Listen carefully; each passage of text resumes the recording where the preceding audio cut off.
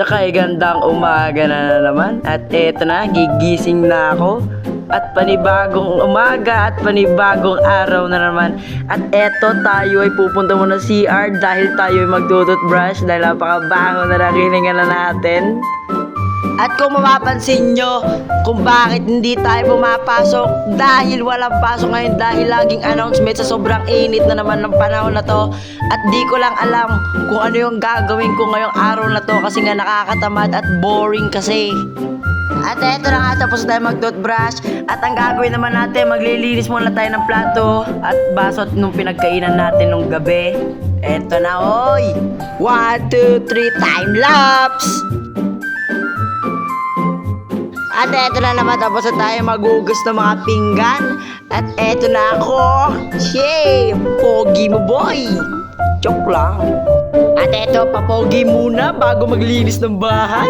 Yan na nga pala yung mga pinaghugasan na natin, pati yung iba ay nasa platuhan. At eto, pangalawang linis, ayusin ko muna yung aking pinagigaan, ng aking tinutulugan na banig. At eto na nga, kumuha na ulit ako ng tambot dahil tayo maglilinis. Shing! Wapak! At eto, sa sobrang dumi ng mga sahig natin, kailangan natin muna linisan. Eto na, time-lapse ulit. 1, 2, 3! Dahil may makulit akong aso, kumakatok siya. Kaso, bawal na siya pumasok. Gawa na madumi ang paa. Pag siya'y pinapalabas ko, makulit pa rin. O, tingnan nyo. O, di ba? Ayaw talagang lumabas, o. Pangalawang subok, labas na siya, guys. At dito, sinarado ko na yung pinto, baka pumasok siya. At tayo, tapos na tayo maglinis. At eto na mga gawain ko dito. At eto na nga, mga pinaglinisan ko. Tingnan nyo naman, linis na, At dito, ibabalik ko na yung lamesa na maliit, kung saan ako humiga, at kung saan ko rin din siya kinuha. Doon ko rin siya binalik.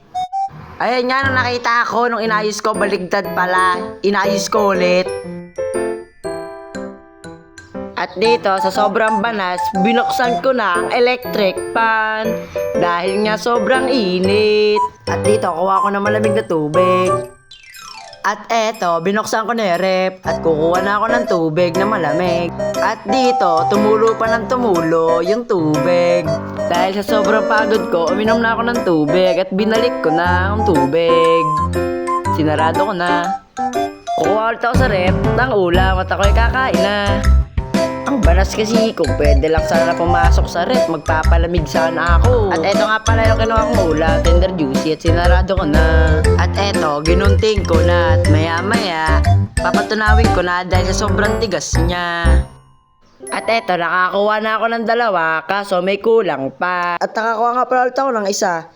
Tapos, ibabalik ko na ulit yung ulam sa rep. At yun na nga, naibalik ko na yung tender juicy sa rep. At sinarado ko na. At eto, 3 na nga kinuha ko para I love you. Opa! At eto na nga, kumuha na ako ng mantika. At magpapainit na tayo. Eto ang mantika, ang dami mo. Kung ilalahat ko to, sayang din At eto, unti lang nilagay ko na mantika. At eto, magbibila ako ng 3, mawawala ang balat nito. 3, 2, 1. O, diba? Nawala yung balat? Hala, naputol! At eto, natatakot nga maglagay dahil gawa ng mantika na putok-putok. At dito, niluluto ko na ng maayos, kaso may mali. Biglang nasunog yung niluluto ko. Tingnan nyo. Uy, sunog. At dito, nakalimutan ko nga pala magsahe. Magbibilang tayo on countdown 3, 2, 1. At eto na nga, tapos ay sinasayang natin. At eto na, kakain na tayo.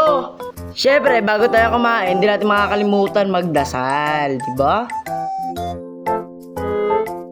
Tara guys, kakain na tayo. Sa mga nanonood nga pala dyan, kain po kayo. At eto na nga, tinaylaps ko na nga at ako'y kumakain na. Muntik na yung plato, makakain ko na rin. Dahil sa sobrang sarap ng ulam. Sana lahat ng gawain ko, ganoon din kayo. Ako kasi, kumukusa lang ako lahat ginagawa ko. At para naman, matuwa ang aking mga magulang. At eto na nga, tapos na tayo kumain. At eto, hugasan ko na yung aking pinagkainan para wala nang intindihin mamaya. So, tapos na tayo maglinis ng pinggan ng aking pinagkainan. At eto, inaayos ko na yung mga gunting, kutsilyo, yan.